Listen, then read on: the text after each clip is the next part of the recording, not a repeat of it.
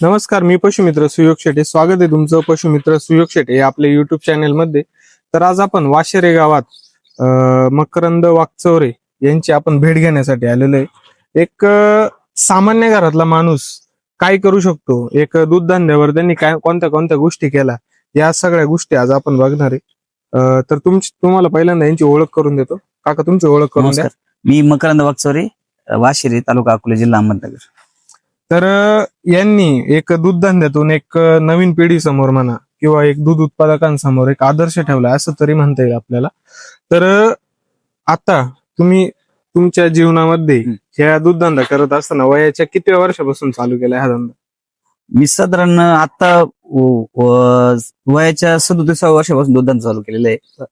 अगोदर पूर्वी गाई होती पण थोडस काही अडचणीमुळे आम्ही गाईचं काम थांबवलं दूध धंद्याचं. तर आता साधारण वयाच्या 37व्या वर्षापासून चालू आहे. 7-8-10 वर्षापासून आम्ही गाई धंदा परत सुरू केलेला आहे. आणि कारण आता शेतीमध्ये आम्हाला काही बाजारभाव इकडे तिकडे थोडीशी अडचण यायचीच, त्यामुळे आम्हाला दुधातच एक थोडस वाटलं आधार का याच्यात पैसे भेटू शकतात.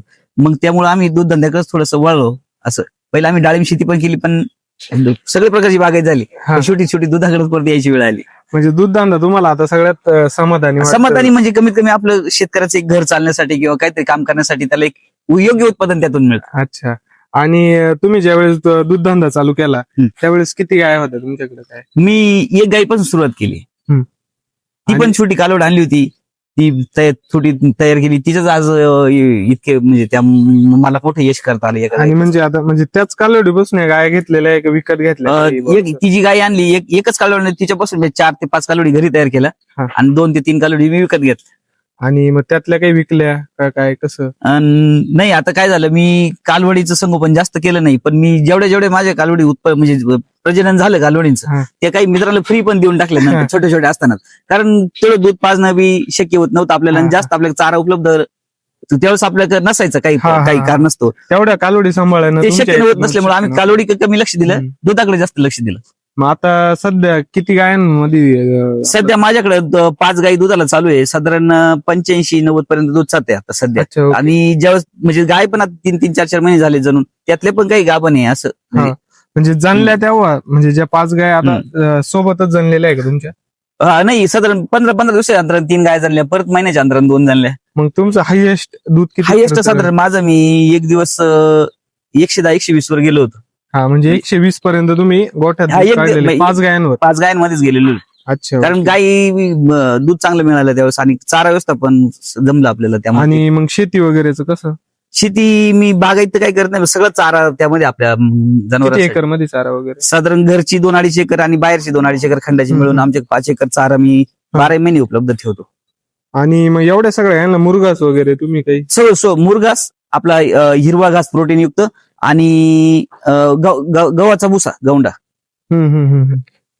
असं साधारण. हे ओपन गोठ्याचं नियोजन कधी केले? ओपन गोठ्या गाई घेतल्या त्या ओपन गोठ्याचं नियोजन शक्य नाही झालं, पण त्यानंतर मला त्या काही डॉक्टरांचं मार्गदर्शन मिळालं. थोडं ओपन मध्ये चांगलं असतं, असं असतं तसं, त्याच्यामुळे आम्ही थोडं ओपन गवळ आलो. गाईचं चारा व्यवस्थापन कसं करायचं, गायींना चारा कधी द्यायचा, खाद्य कधी द्यायचं, त्यांना पाणी कसं मिळालं पाहिजे स्वच्छ, असं सगळ्या गोष्टीचा अनुभव घेता मग ते त्यात आपण थोडस. हा, म्हणजे सुरुवात थोडी लेट झाली पण चांगली झाली असं म्हणत येईल. सगळ्या गोष्टींनी तुम्हाला मार्गदर्शन भेटत गेलं. दूध धंद्यात म्हणजे शिकण्यासारखं पण खूप आहे, त्या शिकण्यामुळेच हे सगळं फायदा झाला.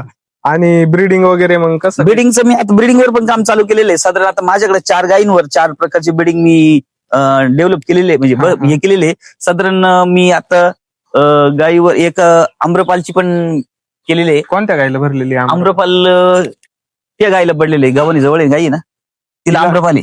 शेतकरी मित्रांनो, ह्या गायीला आता सध्या आम्रपाल वळून ही गाय गाभण आहे. ती आता 1 महिन्यात जाणायला लगेच. हिला 8वा महिना चालू आहे आता. 8वा संपलाय, 9वा लागलाय आजच. 9वा महिना चालू येईल आता.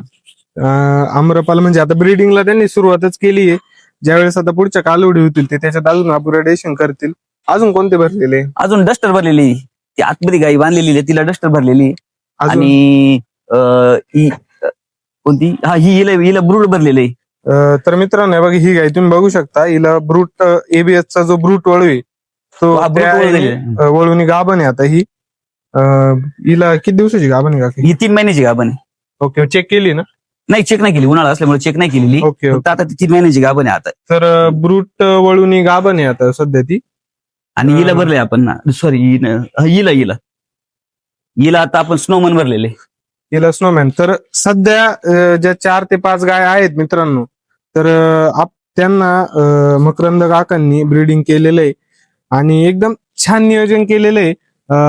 गाई धंदा करायचा म्हणजे 30-40 गाया पाहिजे आणि मोठंच केलं पाहिजे अशातला काही भाग नाहीये. कधी कधी कसं असतं, छोट्या गुंतवणुकीमध्ये पण चांगलं उत्पन्न आपल्याला घेता येतं. तर त्या गोष्टीवर आपण चांगला फोकस केला पाहिजे. आज त्यांच्याकडे जास्त गाया नाहीयेत, 6 ते 7 गाय आहे, पण एकदम सगळ्या क्वालिटीच्या गाय आहेत. दूधही व्यवस्थित घालतात ते आणि ब्रीडिंगवर काम करणं ही आजची गरज आहे.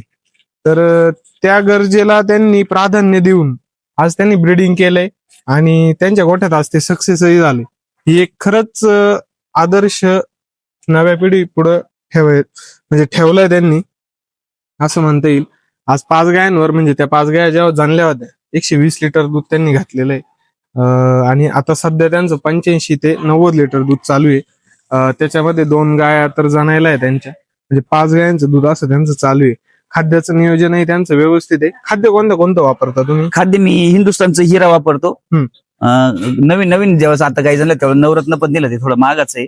आणि काही ट्रान्झॅक्शन फीड देतो आणि जसं असेल तसं गाईच्या दुधाच्या आणि तिच्या याच्यावर. मुरगास वगैरे कसं? मुरगास साधारण मी सकाळी सकाळी पहाटे 5:30 वाजता साधारण 13 किलो मुरगास, 2 किलो गावंडा एका गाईला. एका म्हणजे गाईला 15 किलो सकाळी एका टाइम. आणि थोडासा 1-2 किलो हिरवा घास, 2-3 किलो, 2-3-4 काय मेथी घास, आपला मेथी घास तो वापरतो. आणि त्याच्यासोबत साधारण 300 ग्रॅम, जशी गाय असेल तसं 300 ग्रॅम पर लिटरनं खाद्य तिला देतो. म्हणजे जसं दूध चालू असेल त्या हिशोबाने खाद्य टाकून मिक्सिंग करून TMR जागेवर गावानेच TMR करायचं, गावातच मिक्स करून तेच जागेवर. ओके. सकाळी मी 5 वाजता चारा टाकल्यानंतर 7:30 गाय 8 वाजता गाय माझ्या ओपन गार्डन मोकळ्या फिरायला असतात. ओके. आणि पाण्याचं वगैरे गावाने पाणी तिला सगळ्यांना पाणी.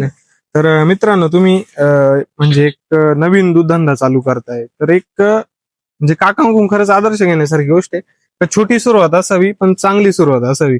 आज त्यांनी प्रत्येक गोष्ट करताना मार्गदर्शनामध्ये गेलेली आणि ह्या धंद्यासोबतच त्यांनी गांडूळ खताचाही प्लांट टाकलेला आहे. एकदम साध्या आणि सोप्या पद्धतीने त्यांनी गांडूळ खताचा प्लॅन केलेला आहे. त्याचाही व्हिडिओ आपण बनवणार आहे पुढच्या व्हिडिओमध्ये, तुम्हाला तो पूर्ण प्लॅन दाखवेल मी. आणि हे असं यांचं गायांचं मॅनेजमेंट आहे. 7 ते 8 गाय आहे, पण एकदम छान मॅनेजमेंट केलेलं आहे. तुम्हाला कुठेही गाळ वगैरे दिसणार नाही. आम्ही पाय ठेवले खाली, शेण पूर्ण कोरडं झालेले आणि ह्याच खतापासून ते गांडूळ खत तयार करता. तर गांडूळ खताचाही तुम्हाला आम्ही लवकरच त्यांचा एक व्हिडिओ मी पुढचा बनवेल, तो दाखवेल. व्हिडिओ शेवटपर्यंत बघितला याबद्दल तुमचे खूप खूप धन्यवाद.